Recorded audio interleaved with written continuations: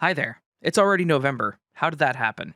If you have a story you'd like to send into the channel, go to astheravendreams.com and click the button to send it my way, or email it to astheravendreams@gmail.com, and of course, thank you.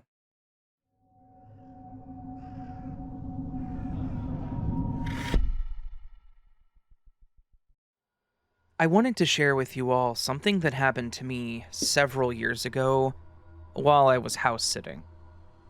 For all intents and purposes, the story is about my aunt. She dated my biological uncle, that's my mom's brother, for many years, but they were never married, never had kids together. My uncle is and always has been a real POS. I know he had one kid with someone else, but I was too young to really remember her. Same goes with that cousin. My grandma apparently used to watch us both as kids, but my mom realized who my uncle was, and they left. I can't say that I blame her. The new woman in my uncle's life, Sue, was an incredible woman, and I have no idea how she tolerated my uncle as long as she did. He was an abusive drunk and didn't care who saw him like that. But Sue jumped in with both feet and got involved with our family and helped wherever she could.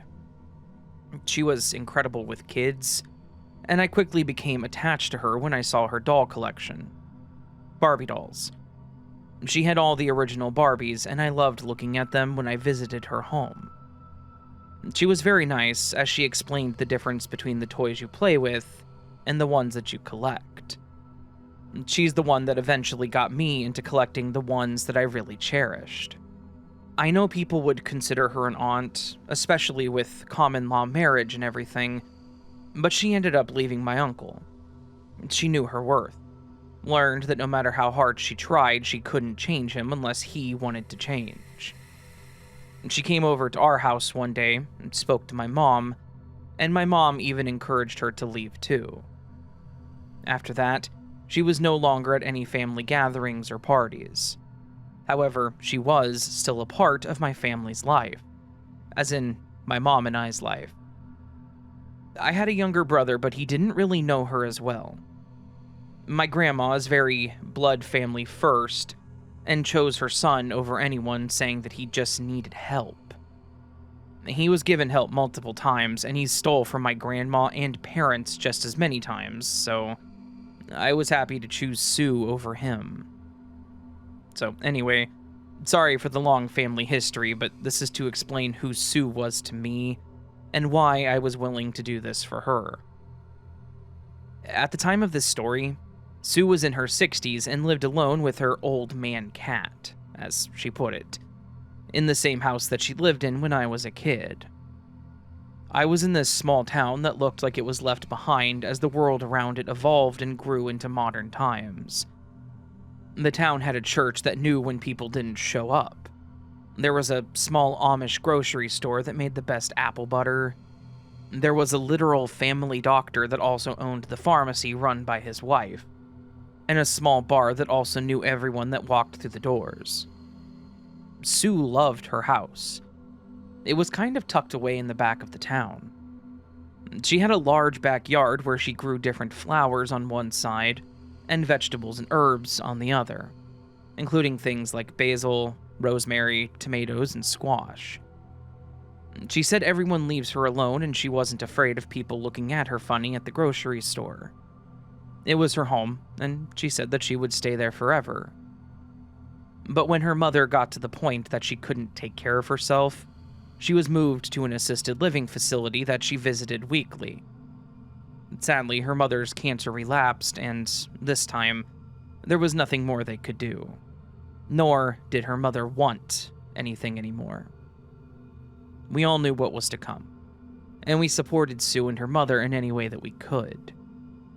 So, when the time finally came, the doctor told Sue that her mom didn't have much time left, so she was going to stay with her mom for the entire week to be with her. I jumped immediately on offering to watch her home and her cat.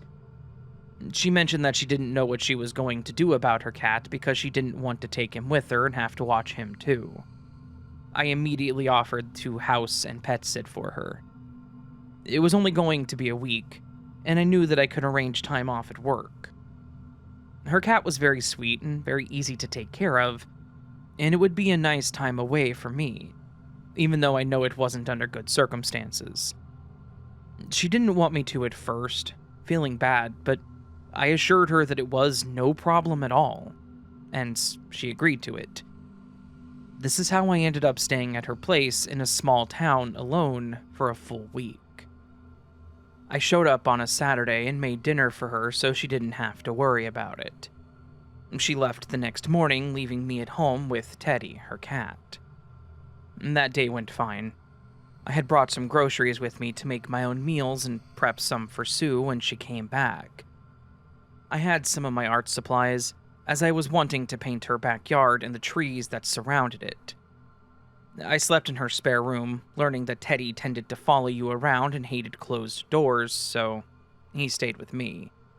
And, to be honest, it was a little eerie. There were no lights around, other than the ones that Sue had around her property and driveway. It was also silent, with the road that she was on only being used by those that lived on that street. I ended up bringing my laptop into the room and had music playing on it because it was too quiet for my liking. Once I had some background noise, I was finally able to get to sleep just fine. It was 2 days later when things got weird. I was in the living room eating dinner when I saw something move from the living room window. At the edge of the driveway, I saw a man standing there in just a pair of pants, staring up at the sky. I thought it was strange, as where did he even come from, but I wasn't freaked out or anything, just a bit curious. I watched him for several minutes as he stared at the sky, scratched his head and looked around, and then stared back at the sky. It had me so confused that I actually went to the window to look up and see what he was seeing. There was nothing there. I opened the door and stepped out onto the porch to get a better look, but nothing. I assumed that maybe whatever he was looking at had passed by, like a plane or a bird, but he was still looking. He wasn't doing anything else, though, so I just went back in and finished my dinner. By the time I finished my meal, he was still standing there, but he was staring at the house, not the sky. He was probably standing there for a good 10 to 15 minutes. I went back outside and shouted to him, asking if he needed something. He didn't look away, didn't budge, and he didn't respond. He hadn't done anything, though, so I just went back inside and closed the curtains. By the time I was ready for bed, I checked the window, and thankfully he was gone. The next day was back to normal. I left the house to go pick something up from the store that I had forgotten to grab, and then went back. Then that night, I found myself in the living room again watching a movie with Teddy next to me. I realized while I was sitting there that something I had brought that day must have fallen out of my car because it wasn't in the bag. I went out to check my car and was startled when I saw the same guy standing at the edge of her driveway again. This time, the guy was in boxers and a t-shirt, and he was staring straight at the house. I screamed, as I wasn't expecting to see anyone, and once again, he didn't budge. I looked at him and realized just how unnatural he looked. He was pale, and the shirt he was wearing looked easily 2 to 3 sizes too big. He had shoulder-length curly and unkempt hair, and he just had a slight sway to him, like a tree branch. It was the slight sway that had become unsettling. Not knowing what else to do, I asked him if he was okay, and again, there was no response. No movement. And so I quickly searched my car for my missing item, grabbed it, and then ran back inside. This time I was concerned for both of our safety, so I called 911. I couldn't find a non-emergency number that covered the town, only the sheriff's department. They said they would send someone out to check the area, but by the time I finished the call, the guy was gone. I explained to the cop that showed up what had happened, and they said that they would drive around for him, and that was it. I never got a call back, they never came back, and neither did the man that night. I felt a little better, at least, knowing that I had called it in, so there was a record of it. I didn't want to bother Sue, as she had already had enough to worry about. I didn't want to add to her plate. I told myself that I would bring it up when she came back so she knew and she could talk about what to do about it then. The following night had the same results. I had the curtains closed, but it was nagging at me to check, and sure enough, that man was out there again at the edge of the driveway and staring. I made sure not to make it obvious that I noticed him, wanting the police to catch him, and then went to grab my phone. I called and explained what I saw and was shocked by what I was told. This time, they told me that since he wasn't actually on the property, he wasn't doing anything illegal, so there was nothing that they could do. I was furious and scared, to be honest. No, he wasn't technically on the property, but what if he was just standing there trying to intimidate me? Or to try and get down my pattern in order to break in? He was brazen to do it so openly, but it was possible. This time it was around 11 p.m. and I didn't want to call Sue so late, so I told myself that I would the next morning. At this point, I told myself that it would be important to tell her, so I had receipts in case something else did happen. I made sure that all of the windows and doors were locked, and I closed any curtains that I could. I searched Sue's house for some kind of weapon, and found some shovels in her basement. I felt silly, but I brought one of them upstairs and had it leaning against the wall by the couch. I found it hard to fall asleep that night. I was hoping to stay in the living room, reading or working on one of my puzzles, until I was tired enough, but I was too awake at that point. An hour had passed and nothing happened, so I told myself to try and get some sleep. I turned off the TV and went to the bedroom to change when I heard this weird scraping sound. I paused and listened for it as it continued. It was a long and slow schlick, schlick, schlick sound. It made it even worse when I went back to the hallway and saw Teddy staring towards the door. My heart was pounding as I went back to the living room and saw the doorknob now being jiggled. I watched the doorknob shake and the scratching sound continued. I dialed 911 as someone was clearly at the door and trying to get in. While I explained to the person on the call what was happening, I looked out the window to the front door and saw that same man, now completely naked, eyes glassy looking, standing at the door and shaking the door handle. I screamed at the operator to get someone there immediately, and what I saw. I grabbed the shovel and the cat and I locked us in Sue's bedroom, which faced the backyard, trying to get as far away from the front door as I could. I stayed there until the operator told me that the police were there. I kept Teddy in the bedroom but went back to the window. I quickly went from terrified to confused. 2 cops were walking up to the porch, no weapons drawn, just casually walking to the door. One of the cops put his hand on the guy's shoulder and I heard him say something about wrong house. The guy stopped scratching, groaned, and then turned around and walked back with the officer. They didn't cuff him, but opened the door and let him get in on his own. I was utterly confused at this point. Why did they approach the guy like he wasn't a danger? Once he was in the car, I opened the door and spoke with the officer. The first thing he said to me, I swear to God, the first thing he said was, "You're new around here, aren't you?" I was stunned by the question, but explained that I was house-sitting for my Aunt Sue.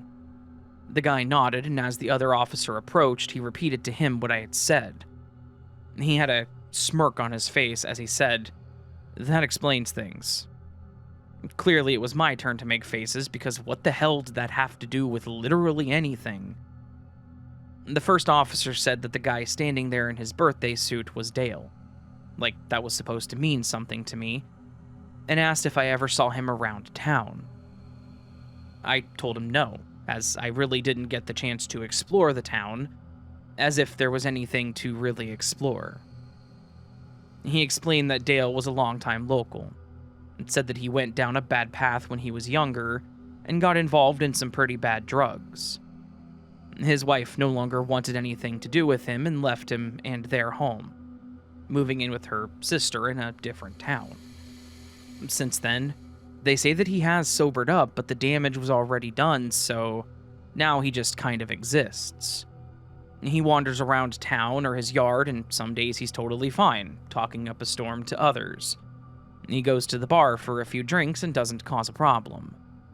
Then some nights he's like that and just wanders around like a mute zombie. One of the officers joked that he probably saw my aunt around there, and then when he saw me, it broke his normal routine and that put him in that trance again. I don't think they meant it this way, but at the moment, I felt like they were almost blaming me for him doing what he had done. I got a bit defensive, and their response was that the naked thing was new for him, so they would, quote, talk to him about it. They told me to have a good night, and I went back in frustrated, confused, and relieved.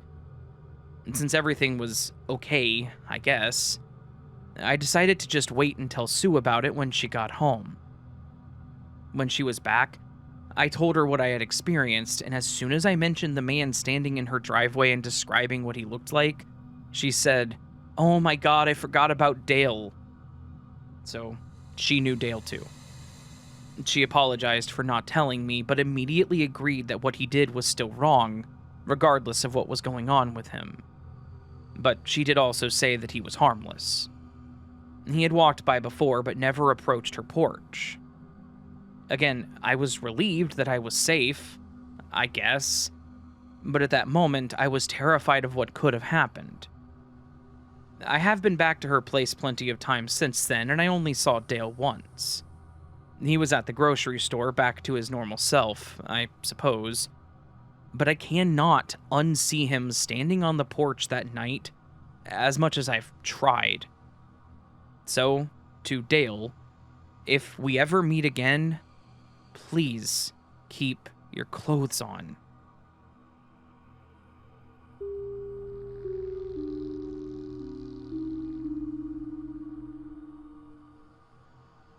Hi, Raven. I heard that you were looking for small town stories. While this story isn't mine, it's incredibly interesting, and a large part of the history of McDonough County, Illinois. The location I'll be discussing is called Vishnu Springs, and is located just outside of Tennessee, Illinois. If you're from the area, you likely already know what I'm talking about. After all, there's not much to do in these parts except drive around, sit in the Walmart parking lot in Macomb, or explore abandoned buildings. According to what history is available to the public online, it was once a mineral springs resort. They believed that the mineral springs would heal them from their ailments and provide them with mental and physical wellness. When Vishnu Springs was open, it was frequently used as a hideaway for bootleggers during the period of alcohol prohibition. Rumor has it that it was frequented by well-known gangster Mr. Al Capone. My grandmother June wrote a book about bootlegging in McDonough County. Unfortunately, the only available copy is at the McDonough County Museum in Illinois, and nobody else, including her children, have access to it. She had my mother, Kathy, submit the book to the museum after her death. I can only theorize what is in there, but I'll explain in a different story. I think it was probably something that could put us in danger, or worse. Regardless, I'll be discussing my brief visit to the location when I was in high school. As I've discussed before in other posts, I would frequently take long walks in the woods. My parents didn't know or care what I was doing unless they caught me. I mean, I guess they cared, but I became sneaky because otherwise I wasn't allowed to do anything. Asking permission wouldn't work because they always said no. Regardless, I didn't have a cell phone, so if anything had actually happened to me, it wouldn't have gone well. Anyway, I was a Midwestern teenager at the time, about 3 miles from home. I needed to be home by 4:45 p.m. Dinner is at 5, and if I didn't get back before then, my mom would lecture me about how I'm a runaway because they didn't know where I was, and yada yada yada. And they were going to call the local cops on me because apparently I was a runaway.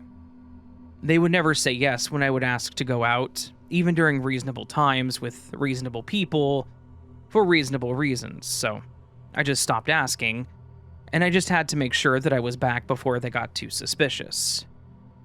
It would take me about an hour and a half to walk back from the springs. I'm a pretty fast walker. At this time, it was about 2:45 p.m., and I had just arrived at Vishnu Springs. I have about 15 minutes to check it out, so I'm able to stop at the Casey's General Store in Colchester, Illinois, and sit and relax at the city park before heading the rest of the way home. I wasn't willing to check out any of the structures because I doubted their stability. I walked around the grass by the entrance. This was an unfamiliar woods, and I didn't want to lose the entrance. I saw a couple of people in old-timey clothes. I assumed that they were Amish because we have a lot of Amish communities in our neck of the woods. The men were looking at me sternly, like I was out of place. They tried to speak to me, but I couldn't understand what they were saying. I knew they were speaking English, but I couldn't understand what was actually being said by them. I immediately started feeling uncomfortable and decided to walk back to town early. I couldn't stop thinking about it, and it truly bothered me. What were they saying, and why were they looking at me like I was out of place? I'm not dressed like a Prohibition reenactor. Now that I'm thinking back to it, they were likely ghosts that are said to roam the grounds of Vishnu Springs. Ebenezer Hicks, Darius Hicks, or one of the other people, most likely one of the people hiding during Prohibition.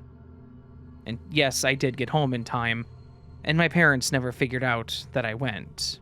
This all happened back in the year 2007.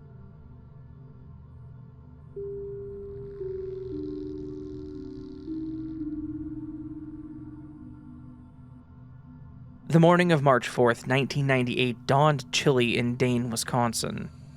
Nothing about the day was unusual, not at first glance. But by 7:30 a.m., that would all change. This morning would change everything about Dane in general. Inside the parish school, the night janitor, Dan O'Brien, moved through his task with the practiced ease that anyone who's been doing the job for years has. Sweep, wipe, lock, and move about his business. By the time the sun was mostly up and the hour of 7 had been broached, Dan went to unlock the adjoining hallway between the church and the school. But the sight that met him made him stop cold. A long, slick, dark streak marred the hallway, and there, with his clergy shoes pointed towards the altar, was Father Alfred Kunz. The padre was long dead. His throat had been cut with predatory precision, and the dark pool of blood he lay in was as thick as lacquer on a varnished floor. By 8 a.m., the structure that had started its day as a church/schoolyard was now a crime scene, and everybody had an unlimited supply of questions and only a very scant few answers. The police were somber and professional. The gathering parishioners were torn between their reflex to offer prayers, but even praying couldn't still their curiosity, and half-uttered prayers gave way to many whispered questions. A few things started to jump out at investigators as they started to secure the scene and inspect the padre. Not only was his throat cut, the carotid severed, but he had multiple other stab wounds on the body. Many of these other injuries indicated a brief but significant struggle. The blood found at the scene had pooled, but drag marks and partial footprints were found at the scene. The footprints themselves were too smeared to use as evidence. But this indicated that either Father Kunz had been moved post-mortem, or had maybe tried to stagger and find help. The police not only found no signs of forced entry, but nothing of value seemed to be missing from the premises. as no cash or other valuables appeared to have been stolen. Even Father Kunz's wallet and wristwatch had been left behind. It was also noted that the watch had stopped at 7 a.m., likely due to being saturated in blood. While no murder weapon was recovered, the police think that it was a razor-sharp knife with a 4 to 5-inch blade. There was also trace male DNA, although there was never any match made through CODIS. As time stretched into mid-morning, a crowd had gathered outside to watch the police seal off the crime scene. As the yellow tape went up, the community could only question who would do something like this. Things like this didn't happen in a small town, least of all on what was just supposed to be another average school day. By 8 a.m., the scene was completely locked down, and not long after, crime scene techs and forensic specialists had arrived from Madison. The team spent the next 36 hours processing every detail and bit of evidence they could find. By that afternoon, Father Kunz's body had been moved to the Dane County Medical Examiner's office so the autopsy could be performed. The next step was for detectives to start the legwork and begin canvassing for witnesses, or even just anyone that may have seen lights on or signs of movement from within the church overnight. When this didn't turn up anything of note, they once more began to consider the scene. The lack of forced entry and no missing valuables had them thinking that not only was robbery not a motive, but that it may have been someone familiar with the building and the grounds, which meant that the assailant must have been someone that the Padre knew and probably even trusted to some extent. The autopsy didn't yield a large number of clues either, although it did help tighten their timeline and give them a window into just what time Father Kunz had been killed. And the window of time it was suspected that he had died was quite narrow indeed, as time of death was placed between 10:30 p.m. and midnight. And from there, investigators began trying to piece together just what Father Kunz had been doing the night that he had died. March 3rd, 1998 was just another cold night in Wisconsin. The parish record showed nothing out of place as far as any meetings or appointments the Padre had that night, telling them his day had been pretty normal. That evening, Father Kunz had left Dane to travel 50 miles south to Monroe, where he helped record an episode of Our Catholic Family, a religious radio show that he often contributed to. The show was presented by a friend of the Padres, fellow priest Father Charles Fiore. Father Fiore was a well-known conservative Catholic commentator and someone Father Kunz had known and worked alongside for quite some time. The recording took place at a small studio connected to a religious group tied to Father Fiore. The witnesses to the session reported that Father Kunz didn't seem anything but relaxed and conversational during his time there. He didn't seem stressed or worried, and the session wrapped at around 10 p.m. From there, Father Fiore said that his housekeeper had driven Father Kunz back to St. Michael's. Father Kunz had arrived at the rectory between 10:15 and 10:30, and Father Fiore said that Father Kunz had called him at 10:30 and confirmed he had made it home. That short phone call was the last time anyone is known to have talked to Father Kunz. With few hot leads to chase down, immediately this forced detectives to begin looking at the people closest to the Padre. This, of course, included anyone that had been among the last to have seen him alive, such as Father Fiore, and anyone that may have had access to the rectory itself. First up is Father Fiore. Father Charles Fiore was a close friend and collaborator with Father Kunz. Father Fiore was known as the host of the Our Catholic Family radio program, and he was one of the first people interviewed by investigators, and he was fully cooperative. He was never truly considered a suspect, and he sadly passed away in 2003 from natural causes. Next was Dan O'Brien. The janitor that had discovered the Padre around 7 a.m. was also questioned, and was fully cooperative with police and was never really considered a suspect. Then, the other parish staff.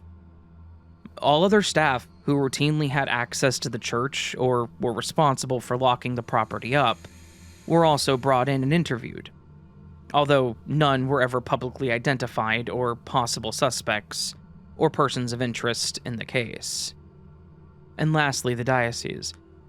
Other clergy and members of the Madison Diocese were interviewed and questioned, and while police said they had been investigating church-related tensions, no suspects were put forward. With few places left to turn, the detectives began to examine any possible financial motives, outside of robbery, of which there was no sign. It wasn't long before detectives noted that there had been some unusual activity within the church's finances, strange money transfers, and so forth. But no one was ever brought in as a suspect. With absolutely no credible leads, witnesses, and no new evidence, the investigators had few places left to go with the case.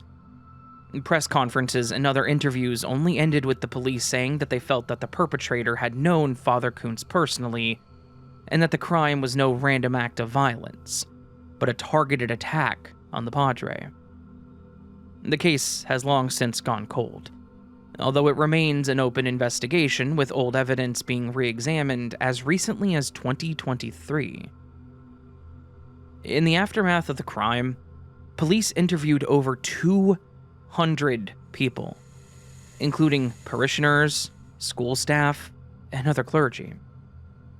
Most of them only described the Padre as strict but kind, and no one really knew why he would be targeted in such a vicious attack. While leads continued to pour in, none of them ever turned up any real evidence, at least none that led anywhere.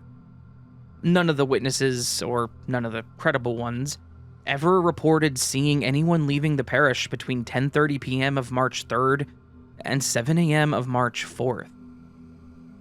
There were still zero signs of any kind of motive. Robbery had been ruled out very early on. The Padre had no known enemies, although the strongest theory is still that it had to be someone close to Father Kunz. There were no tensions within the church that may have led to such an atrocious act. Even the strange financial transactions never led anywhere.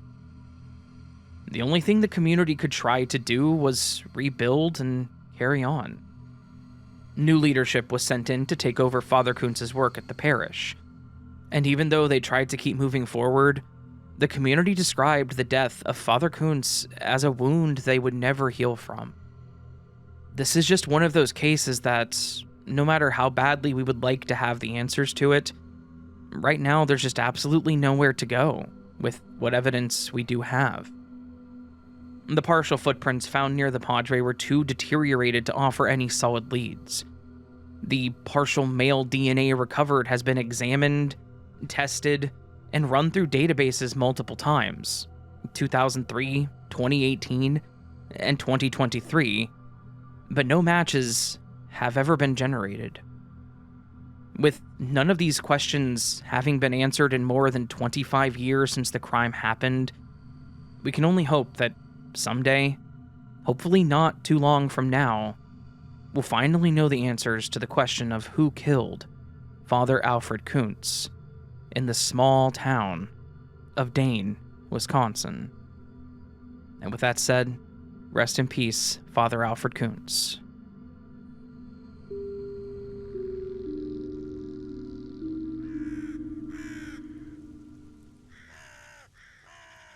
Well, hello there, my wonderful and beautiful friends. I hope you're having a great day so far. Hope you had a great week, too. Hope your Halloween was fantastic. And I hope you know that you are amazing. That's neither here nor there for this right now. Hopefully you enjoyed these small town stories. As strange as it may sound, being that one of the stories was about a creepy naked guy that wasn't all there mentally creeping around a house, and the write-up that Tom did for the channel, which, by the way, thank you, Tom, being about an unsolved homicide, this was a fairly tame small town stories video, at least comparatively. Still scary, don't get me wrong.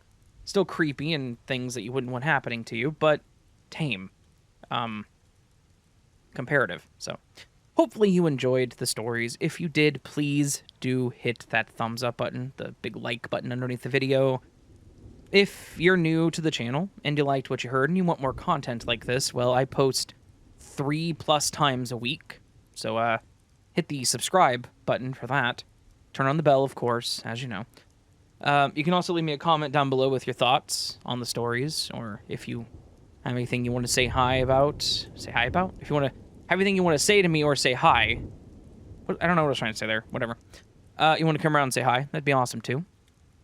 You can join the memberships down below, the join button, or patreon.com/astheravendreams. Two separate things. Depending on which one you join, you get early access to content and other things. Both of them are as little as $1 a month, I think. YouTube might be $2. I don't remember my own things that I set up, so. Anyways, join for early access is the main point. It's fairly cheap and it does support the channel, keeps things going, keeps things moving, so. You can also send your stories into astheravendreams.com. Sorry, I'm kind of cold this morning. astheravendreams.com, or email astheravendreams@gmail.com. If you choose to go to the website, you'll find links to all of my social media pages, platforms where the podcast is in longer format, and a link to my book on Amazon that I wrote, The Insomniac's Experiment. It's a good book, hopefully. Some people like it, so. Think that's about everything. Yeah. All that said, friends, I hope you remember that you are loved, that you are valid, that you are important. The world is a better place with you in it. And until next time, much love, and sleep well.